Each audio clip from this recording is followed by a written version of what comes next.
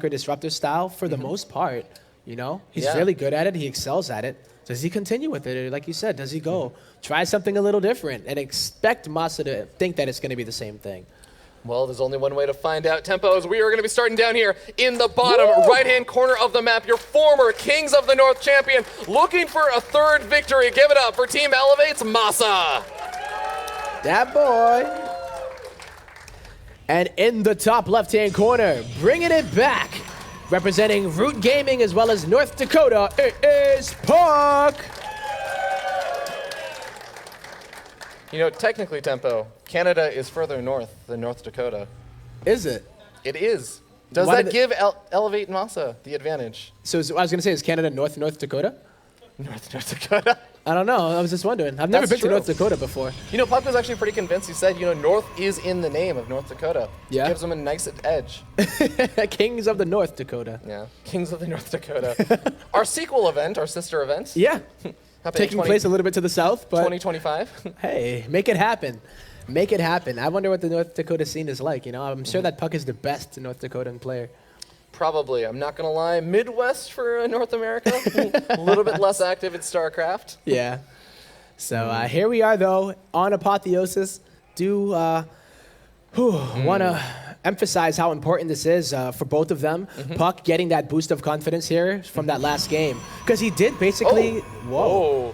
puCK went for the cancel. I think he might have misplaced his Nexus over there. Here's the thing I actually want to talk about with exactly what you were mentioning is that it's such an important match, and puCK is very much a momentum-based player. Yeah. And I was going to say, I thought he would be feeling really good after that last game. In fact, I think oftentimes when the games get a little bit weird or when his harassment's really working out, puCK feels really good, and he just starts to play better and better. It's kind of like a self-fulfilling cycle where he just feels good, so he plays better, and because he's playing better, he feels even better. Even better about it. But it works the opposite way as well. If he's not feeling good, oftentimes not going to play quite as well or up to the standards that he sometimes sets for himself. Yeah. I mean, he is a player I remember when I did cast him versus MaSa in that finals, and he was disappointed when he had lost. He's like, dude, I should be able to beat MaSa. Yeah. And this was a few years ago, though, so I don't know if, you know, his ranking of MaSa has changed in that time, and then also with Legacy of the Void coming out. So, you know, when puCK does lose to a player that he expects that he should be the winner in, that feeds into that same kind of cycle that you were talking about. But I've really liked puCK's mentality lately. Even if he goes and sometimes he won't get the best performance, he's been keeping a very positive outlook and saying, hey, you know, we'll do it next time. And hell, he's doing it so far, you know, getting here, bringing it back. So definitely got to give it up to him here. All right, well, looks like MaSa is eyeing that gold expansion for a very fast third, potentially. Just making sure that puCK isn't going to get a little bit too crazy. But he opened up with the 3 racks opening, which I've got to say is really, really not as much in the meta for someone like MaSa, but on a big, long map like this, I actually really don't hate it too much. Okay. Yeah, I was wondering there too, because I mean, the last few games we saw him basically rush up the tech. He would love to get to the medevac as fast as possible.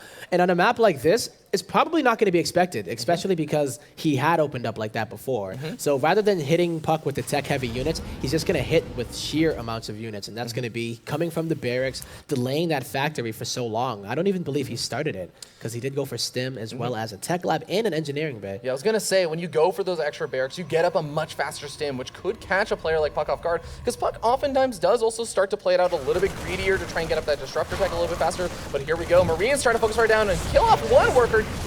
Almost gets the second one, but puCK manages to save it, just barely in the nick of time. A scan going down just to get as much information as possible, and he gets everything. Yeah, sees the robo coming out, and even might have been able to see that observer come out. So it did look like that is the best kind of scan you can get, especially here, going off of a very techless opener from MaSa. Has to realize, am I actually going to be able to attack him? Is there only going to be one gate here that he's trying to work off of, and then tech? Yeah, looks like we have a second tech lab being built on one of those barracks. Probably going to be to start up that combat shields as soon as possible. But I really do feel like once stim and combat shields and everything else are finishing up, it's going to be this really nice time where MaSa can push in. He's going to have so much more stuff than he otherwise would if he had just gone for the 1-1-1 opening where, yeah, he's hitting a little bit later than, say, like a Widow Mine drop or like a Liberator would be coming out. But it's going to be a much scarier, much more aggressive push in. puCK, though, going to be the first one to move out across the map. Has Blink on the way, is going going to have his Warp Prism coming out, if it's not out already, I imagine. Yeah. Observer's actually on the way. Another Observer. There's the Warp Prism. Yep. So a little bit of some light pressure, but like you said, MaSa, he is going to have a lot of units here at home. And since none of his units are on the other side of the map, I feel like these shouldn't be in the worst position. He has the bunker at the front. Oh, this could get pretty awkward, actually, because they're not even caring about the bunker at the front. MaSa only has really Marines, and they don't even have the stim just yet. So against Pure Stalker in Adept, I don't really think that they're going to do that great. Well, puCK may not be the one on Team Elevate, but he is going to be elevating his units up into the main base. Going to be going after the factory. The SCV is being pulled. MaSa knows that he needs to shut this down. Stim finishes up. He tries to go after the Warp Prism also, I think, but doesn't quite get it. But still, 8 workers going down. puCK loses a few units. I think puCK is probably going to be pretty happy with it. You have to remember, there's not even Medivacs out just yet. And in fact, there's not even going to be 2 Medivacs out. It's a Medivac and a Liberator being produced. So each one of those stims really does cut into MaSa's health. They really do. Each and every one of these. And now MaSa has to think, oh God, is he going to come from the top? Is he going to come from the front? And puCK has the opportunity to continue to do that. So sometimes when you're under pressure, you go ahead and put some pressure right back on your opponent. And that's what he does. Unfortunately, it's right after the Liberator left the base. Barely misses it. Oh, that is always going to hurt. But, you know, Photon Overcharge, though, should be able to deal with it. I would say. Hopefully, I think the biggest hope is that he won't have to warp in a lot of defensive units, because he wants to be able to continue this aggression with Stalker warp-ins. Yep. And also, he wants to actually just be a little bit greedy behind this, because he's taking a 3rd expansion. He's going to try and just keep MaSa pushed back, feeling on the defensive. And he doesn't actually want to warp in more Stalkers. He actually wants to just try and play with as few Stalkers as possible and make MaSa feel as defensive as possible. Yeah, and the Liberator finds a 6 spot, but now the Stalkers get into the base. He can target down Combat Shield if he realizes it, and he does. He does. He's going for it. Down it goes, and that's going to delay it for so long. Oh, beautiful pickoffs over here for puCK. He's going to be so happy with that. Killing off the reactor, halting some of that medevac production, which, by the way, Liberator being produced means that there was 1 less medevac made. Yeah, I think the Liberator did get taken out too, by the way, so puCK did end up getting that pylon complete, and he also took it out, so he doesn't have to worry about that anymore, and he can go into his 3rd base. He knows that he stopped Combat Shield because of the Marine stemmed on his first push. So that's always a good feeling. MaSa, whatever push that he had planned out in his head is going to get delayed unless he feels like he can do it without Combat Shield. Yeah, MaSa moving along the left-hand side with the double drop, and he may end up actually moving over an Observer that puCK has set up on that left-hand side. Well, it's going to be a little bit close, but maybe that Observer actually wants to move over a little bit to the right. Yeah, just, you know, feel something in the wind, right? Yeah. Just like, you know what? Brush over, but Disruptor Drop is also coming on out puCK. Whether he's ahead or whether he's behind, he loves putting on this sort of form of pressure.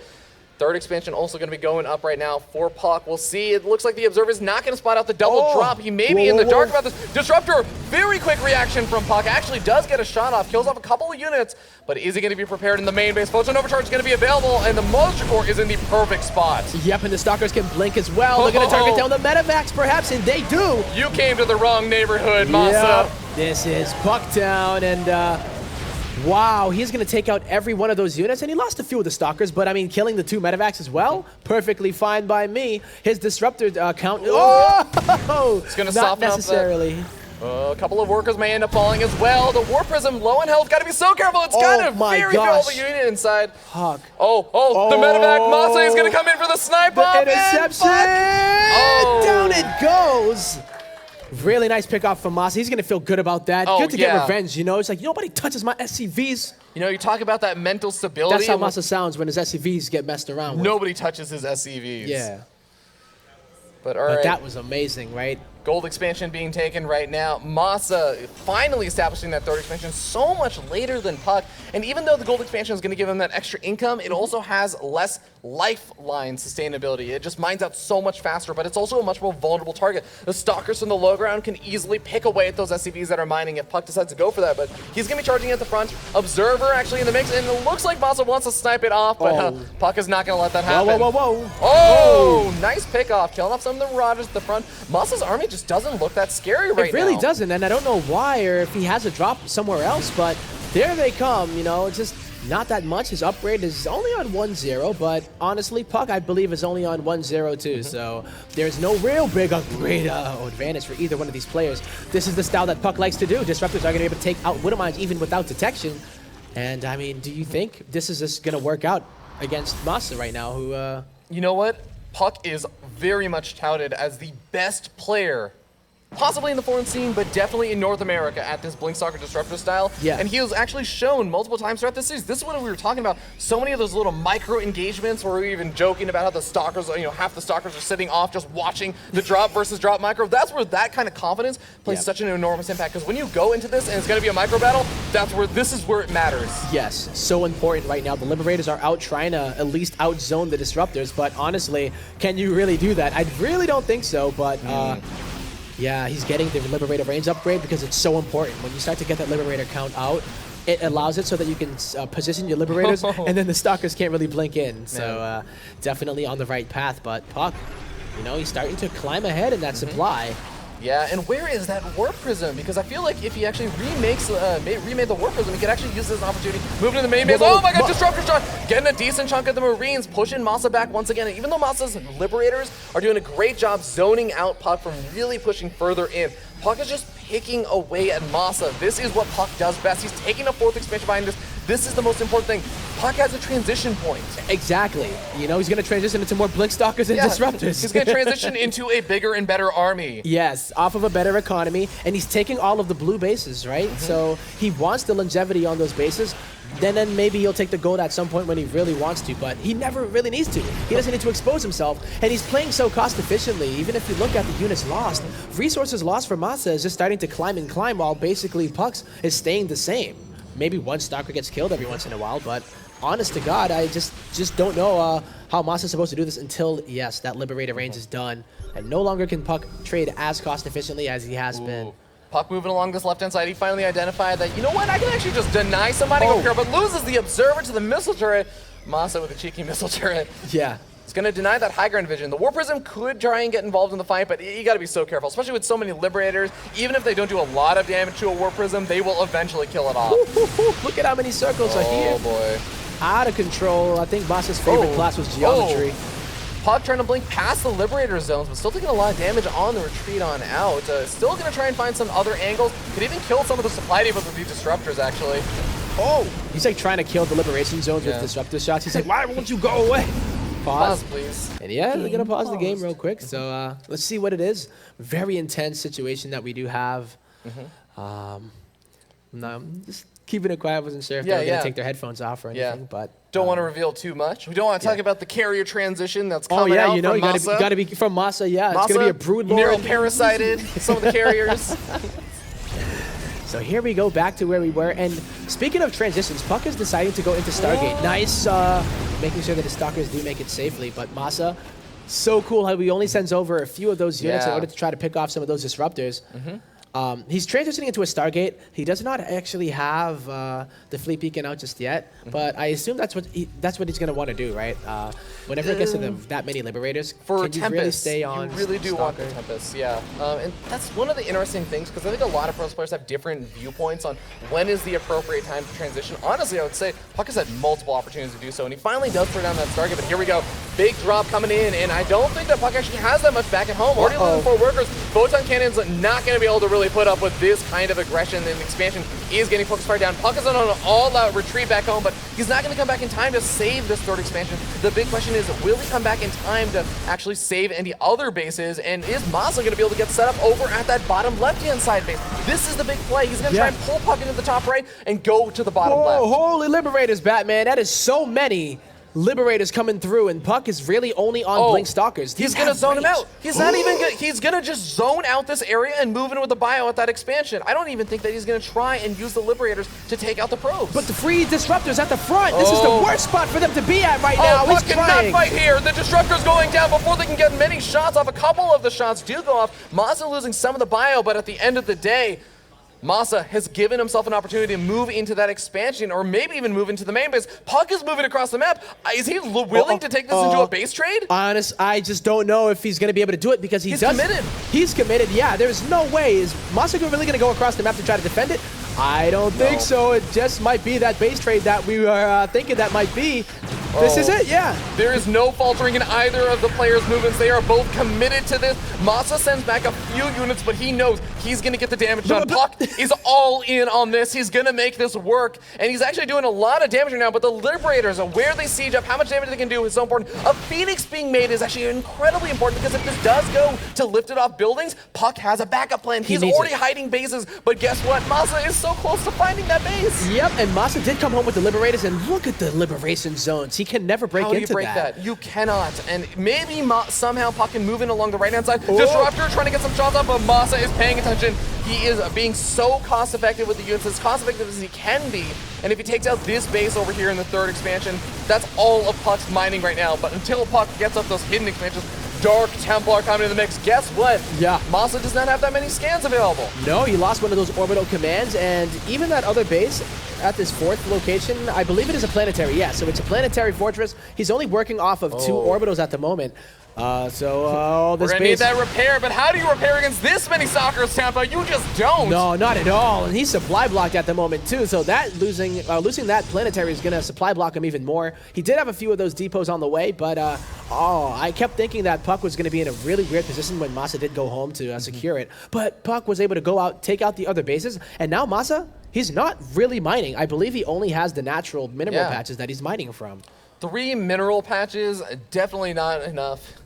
And we're going to end up seeing a main command center being rebuilt because guess what? It looks like he's flown that other one over to replace the Planetary Fortress. Planetary Fortress, a little bit more secure of an expansion, but got to be careful. Doesn't want to lose the meta back as that cuts down on a lot of the mobility for MaSa. Yeah, so it's come to the point where MaSa has just...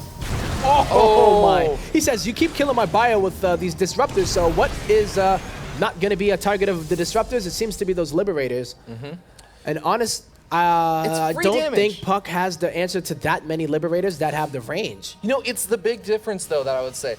puCK is actually playing this out so well, because look at it. Look at where his hidden expansions are. One is on the left-hand side of the map, the other is on this far right-hand side of the map. They're in such a radically different locations. Oh my god, Stalkers blinking on forward. I actually don't know how this is going to go. puCK maybe overcommitting over here, and he's starting to regret that decision. Loses so many Stalkers. That was his mobility, and granted, MaSa can replace those Liberators, but can really puCK actually replace the Stalkers right now? Yes, he is mining off those 2 bases, but barely mining, I would say, right now. Yeah, he needed to maybe blink and then just move back, but they have the range upgrade, so there's so much ground that is covered, and that, I don't like that decision, Tempo. Yeah, it's something that... You know, Fear Dragon, I don't like it that much either, but it's one of those things that maybe have looked a lot better in his head. Oh my god. How do you do this?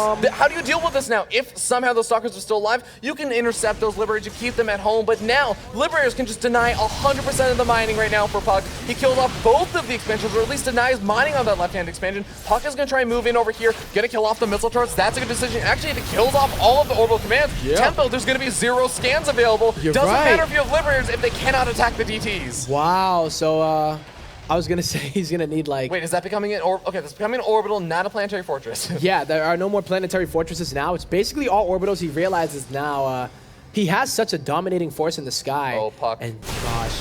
He's moving back. He's trying to get in position to defend that left-hand expansion with the Stalkers. The Liberators, the Marines, the Marauders are all trying to move in. There's a couple of Liberators over here, but looks like puCK is a little bit late to the party. The Liberators siege up a little bit too fast, and now puCK is going to have to abandon ship on that base. Doesn't have enough for another Nexus either, so he's going to have to long-distance mine from his natural expansion to his third expansion. Yeah, that's a long trip, you know? This is just too out of control. The Liberator count is... It's just too out of control. puCK doesn't have the answers right now. He needs to be able to catch them unsieged. But MaSa, he's not letting that happen. Oh no, Probes getting very, very close to that Bioforce, but it doesn't seem like MaSa realizes that they're both going in the same direction. Gold expansion is going to be taken out. puCK has been holding onto that gold for such a long time, but it seems like the Bio is going to find it. Disruptor shot does go off, but it seems like MaSa now knows about the gold. It immediately gets canceled. puCK is going to have enough to rebuild an expansion somewhere, but he does not want to have to lose all those workers and remake them. Oh man. The winner! 7 workers going to go down, and the rest of the workers may just get stemmed upon, but the army is getting very, very low on health at the same time. If MaSa does not heal up his units, he may end up actually losing a decent chunk of them. But who needs bio when you got Liberators, Fair Dragon? He has so many of them. This Stalker count, though, you know, if he can start to pick away find out where those zones are not. Oh. That's what he needs. Because a lot of those Liberators are actually in the orange and the yellow. So, yeah, Liberators are in the orange and yellow. The Medivacs have absolutely no energy. They can't actually even afford to heal up most of this Bioforce. I know that MaSa has been doing a great job dodging a lot of these disruptor shots, but at a certain point, you don't have enough energy to stim. The game prevents you from stimming because it does not condone committing suicide. you know what? What a good message. Thank you, Blizz. David Kim. He gets a lot of heat, but hot damn. All right. MaSa has a lot of idle SCVs over at that gas geyser. It's like, you know what? Eventually, this is going to be built, but we are not being paid to mine from that gas geyser until it is built. Until it's built, and that's absolutely. Puck blinking on forward, going to try and find some of the Liberators. They're by themselves. Kills off one of them. They're so fast, they're able to get on away, and then he can siege up again. MaSa has so many Liberators. It's a ridiculous amount. Like, this is one squad of Liberators. There's another one on the other side of the map. Puck just trying to find a way to try to take out at least a good chunk of those Liberators, but the economy is back for MaSa, and I just feel like he's starting to replenish that bio. The Liberator count is still growing, and even though Puck is getting some nice pickoffs here and there, he is now sitting down 70-80 supply behind. And previously, Puck was much closer, but he just didn't have a mining base for so long. Yep, good disruptor shot though, taking out a lot of the bio on the ground. And this gives him the opportunity to continue to blink around, because as long as there's bio on the ground, there's no way that the Stalkers can just blink around. So here we go. This is what I'm talking about. Getting right under the Liberators. His blink is going to be up again soon. He's just taking out so many, though. That was beautiful. Trades 1 or 2 Stalkers for 3-4 Liberators. If he can take more of those trades, then, I mean, he's definitely going to be proving me wrong. Got to be careful losing a lot more of these Stalkers over here, though. He doesn't quite have enough to actually take on a lot of the Liberators, but the Liberators on siege, and guess what? Puck identifies. He is controlling this so well. He may be down 60 supply, but he's dancing all over the place. And he's able to just take out so many of those Liberators. How many was that? Easily at least 10, 15. 23 Liberators have died this game, which is pretty funny, but yeah. Gotta kill a couple more. Oh my gosh, he's making it happen right now. And he does have a mining base there, so it's not like he's only doing this off of zero economy. You know, MaSa's supply, as much as it is ahead of Puck, I was going to say Puck has these disruptors, these stalkers, but it seems like he's getting stimmed upon, loses a lot more of the stalkers. If he can't defend this expansion, this is once again his last he needs that so bad. Doesn't even have enough minerals to rebuild another Nexus if he ends up losing this. Yeah, and it's only stalkers. Fine. What is he supposed to do, right? It's just... Oh my god. Go across the map because he wants to prevent MaSa from getting an economy up. He is trying to bait Puck, I think, into that Widow Mine. Whoa. He's trying to get one of those good juicy disruptor hits going so bad. He really wants it, but... more bio coming on in, gonna be rallying forward, and MaSa just seems like he's gonna have too much. Disruptor shots are going off, but there just aren't any more disruptors to really work with. 1 disruptor, 2 disruptor shots, it's not enough. MaSa is too good. He's gonna be dodging out of those. He's gonna take out this expansion, and what is Puck to do? Long distance 8 mine. Minerals.